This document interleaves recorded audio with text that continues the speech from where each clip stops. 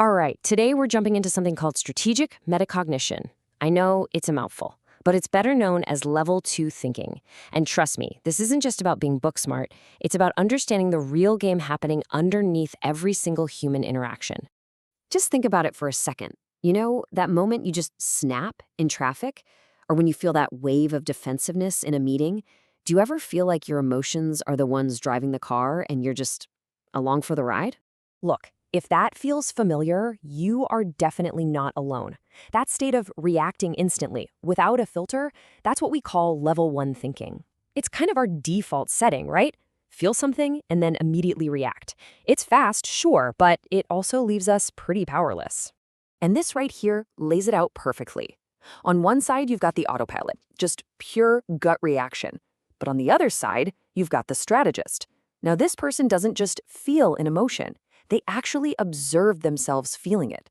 So they're not controlled by the emotion. They are in control of their response. Big difference. So this is the heart of it all. Metacognition.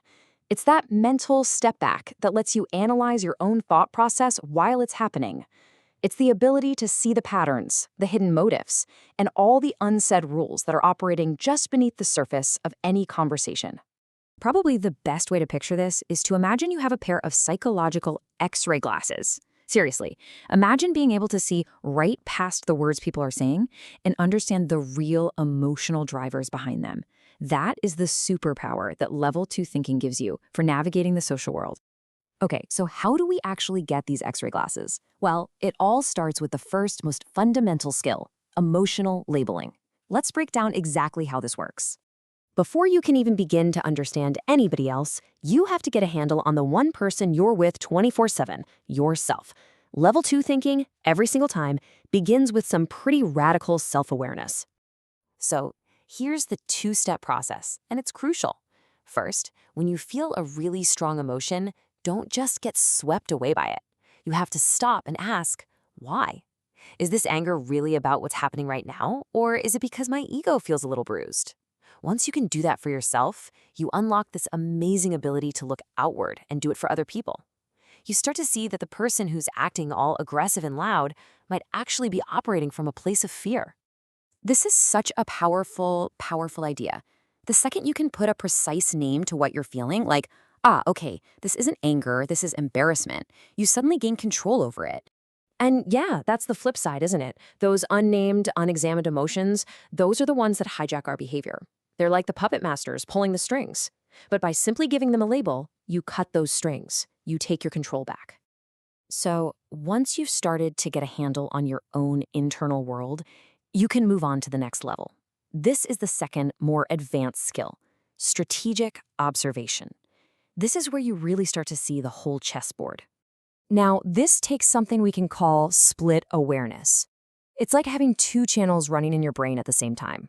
Channel 1 is right there in the conversation. You're listening, you're talking, you're participating. But Channel 2, it's detached. It's watching the game from above, observing the dynamics, the power plays, all the hidden currents. So what is that second channel even looking for? Well, it's looking for things like those tiny micro-reactions that give away what someone's really feeling. A jaw that clenches for just a split second, or a quick flicker of the eyes. You start noticing the power moves, like who keeps cutting people off, or who's mirroring someone's body language to try and build rapport. And you learn to spot when silence isn't just empty space, but a deliberate, strategic tool.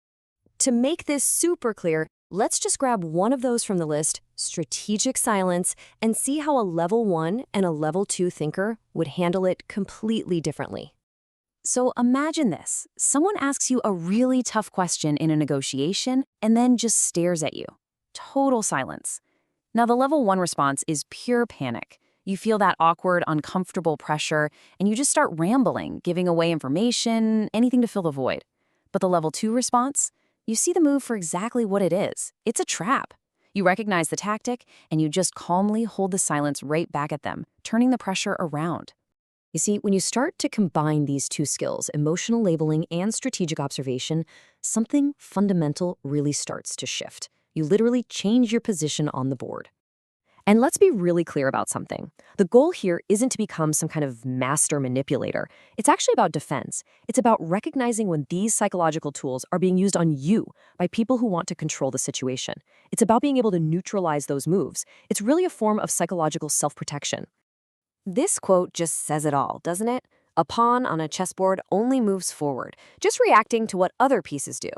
A player, on the other hand, sees the entire board, understands the strategy, and makes conscious, deliberate choices. Level 2 thinking is what upgrades you from a pawn to a player.